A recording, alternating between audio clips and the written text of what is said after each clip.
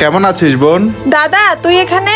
তুই আমাকে আগে বলতে পারতিস, তাহলে আমি প্রিপারেশন নিয়ে রাখতাম। নিজের বোনের বাড়িতে আসবো সেটা আবার বলে আসবো? এসবের আবার কি দরকার ছিল? আয় না, ভেতরে আয়। আজ অনেকদিন বাদে দাদা এসেছে। আজ আমি ওর জন্য না অনেক ভালো করে চা বানাবো। এ মা, এর মধ্যে তো দুধই নেই। আমি তো ভুলেও গেছিলাম, এখন আমার কাছে তো টাকাও নেই।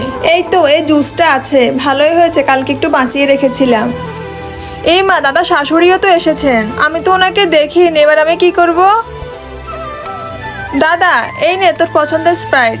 এই না বৌদি, আসলে আমি দাদার গ্লাসে জল দিয়েছিলাম আর বলেছিলাম স্প্রাইট, কিন্তু দাদা খেয়ে বুঝতে পারলো।